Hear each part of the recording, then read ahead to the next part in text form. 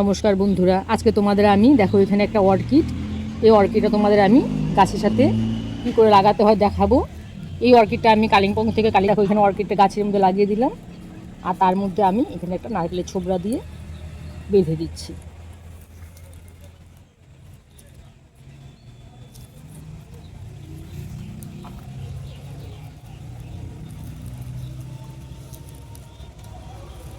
খুব ভালো করে আটকাতে হবে নারকেলের ছোবড়াটা।